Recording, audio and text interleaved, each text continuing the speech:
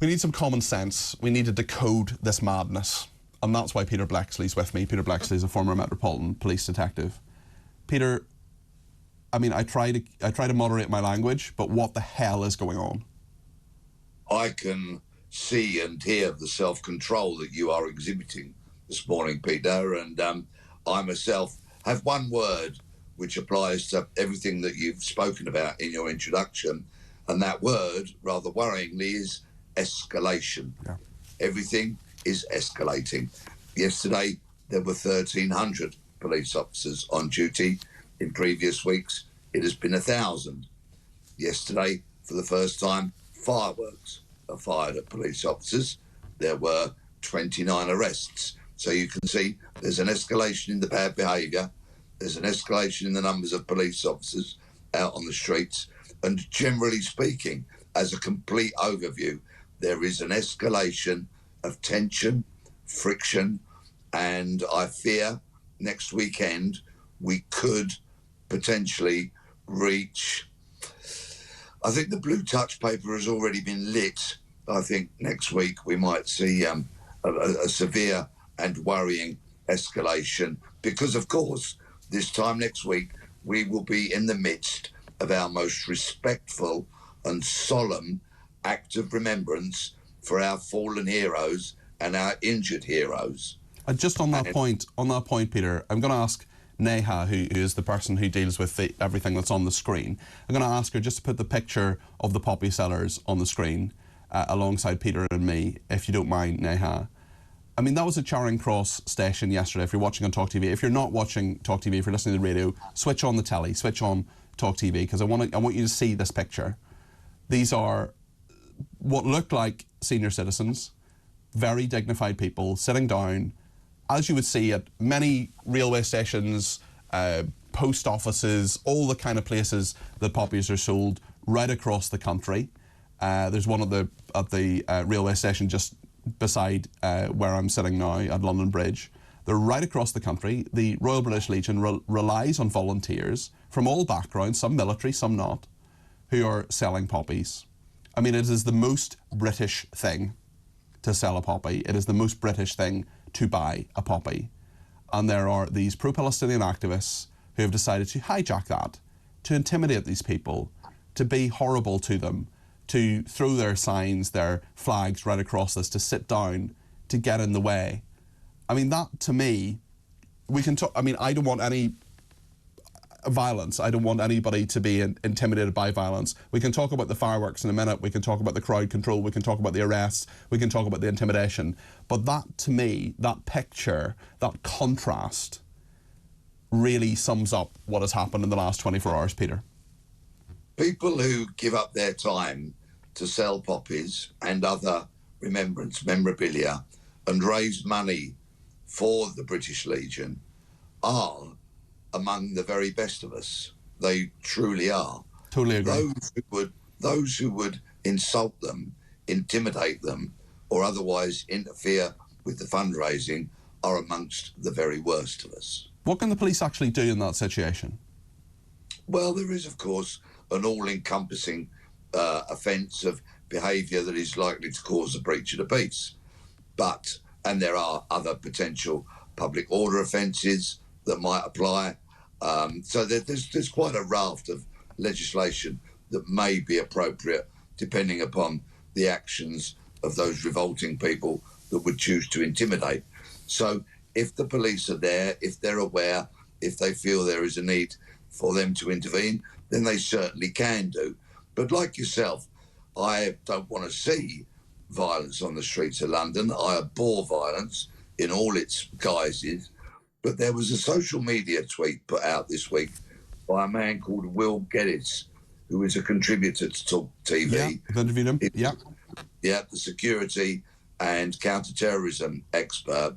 And his tweet was words to the effect of that if our Armistice and Remembrance Day events are interfered with, then some of these protesters will discover the difference between keyboard warriors and real warriors. Yes, indeed. I wonder about the police response to this, because there are 1,300 police officers on duty yesterday in London. That is a huge cost. That is a huge human cost in terms of their time, in terms of their efforts. And I'm sure there are many, many good bobbies on the beat who want to police these things fairly and do it properly. But I was just, last night I read the story and I was just, my jaw just dropped. Let me just read you the first 3 paragraphs of what the Sunday Telegraph has today. A hard left activist who was filmed leading chants from the river to the sea, at a pro-Palestine rally, is an advisor to the police on their response to protests over the Israel-Hamas conflict, the Telegraph can disclose.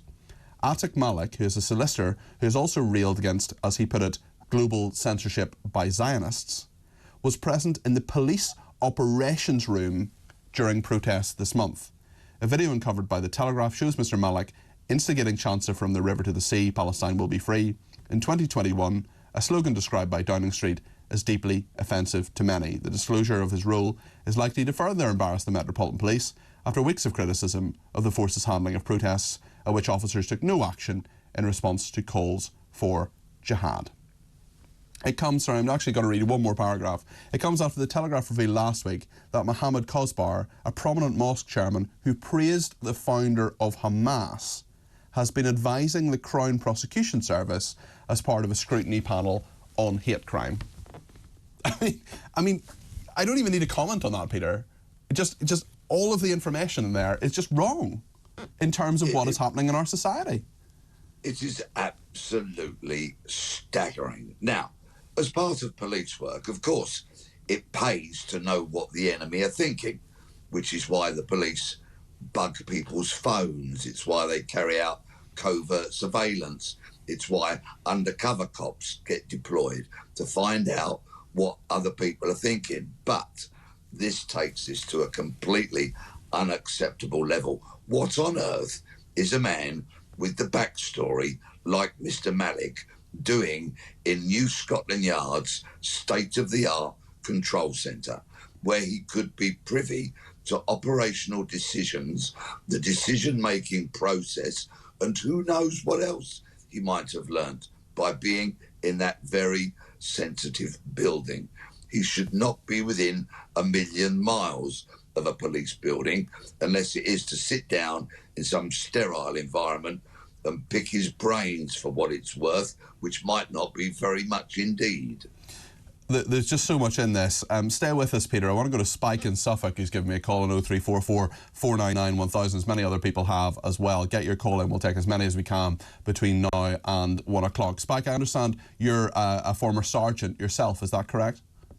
Yes, that's true, mate. I'm not from the same sort of height as Peter Bleksley or Mike Neville, both who I respect and their opinions, but I was just a mere street sergeant specialising in public order. So you know all about this. You know all about how to deal with these kind of people. What's your assessment of the last 24 hours or so in terms of what's going on, especially in London, but there are other parts of Britain that are, of course, affected by this as well?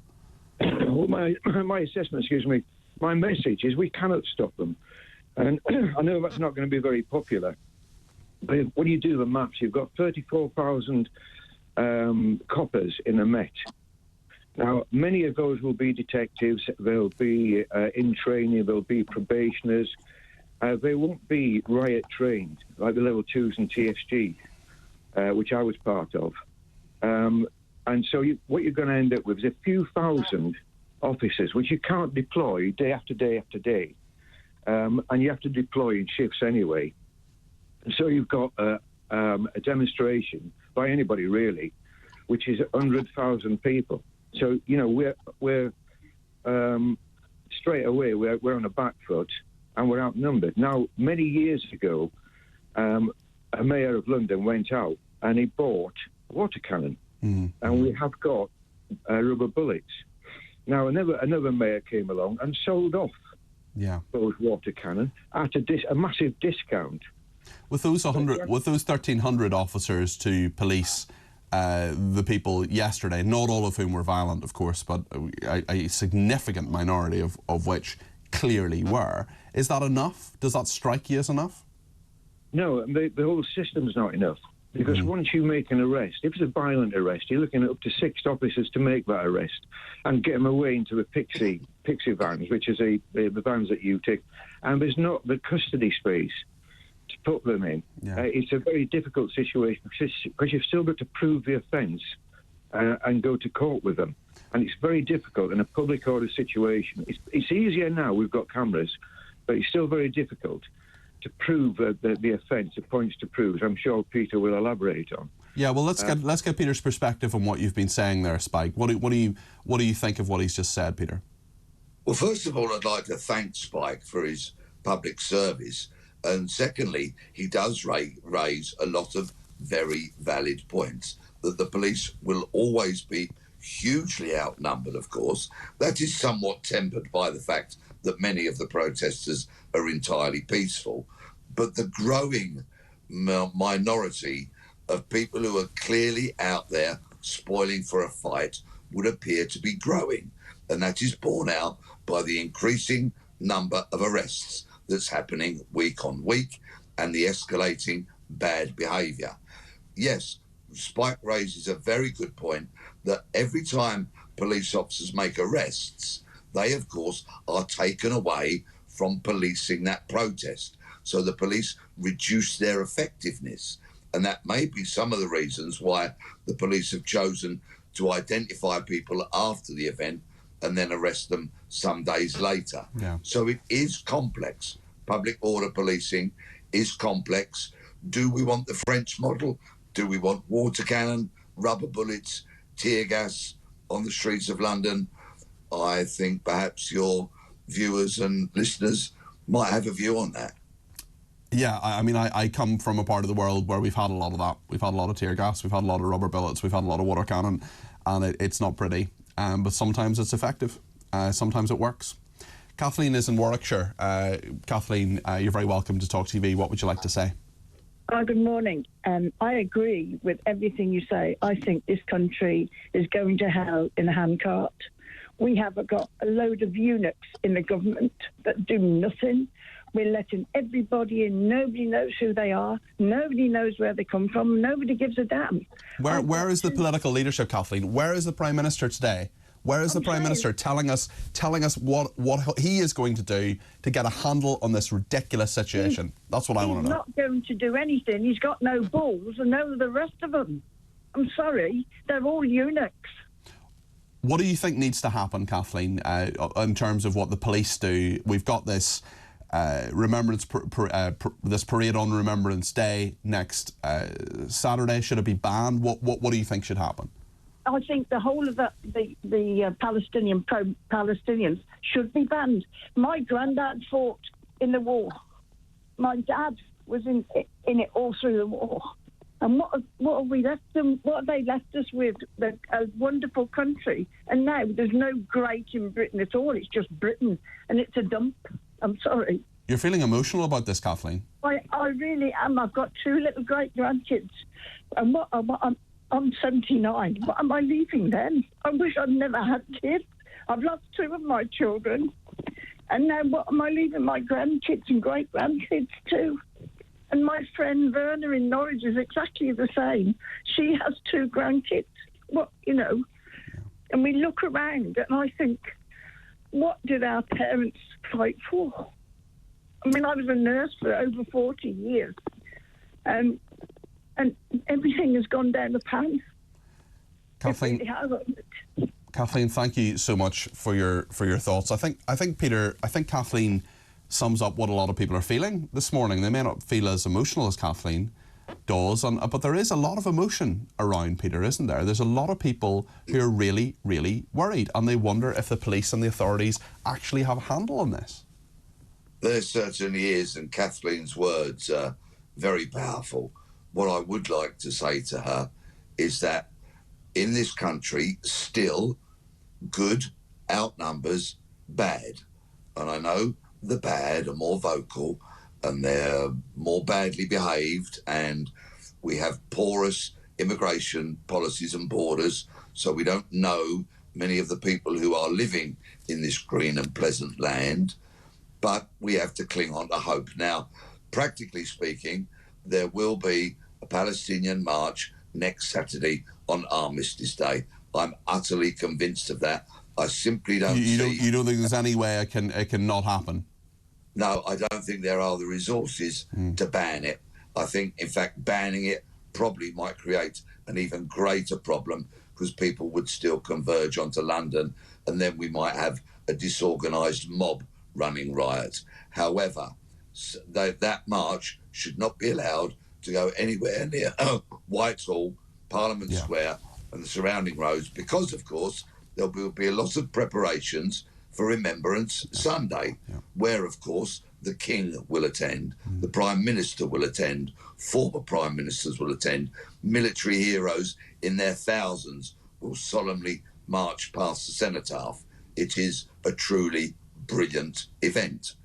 So if there is any disruptions to the preparations for that event, there will be a backlash from the British public, the like of which these protesters have simply never seen before.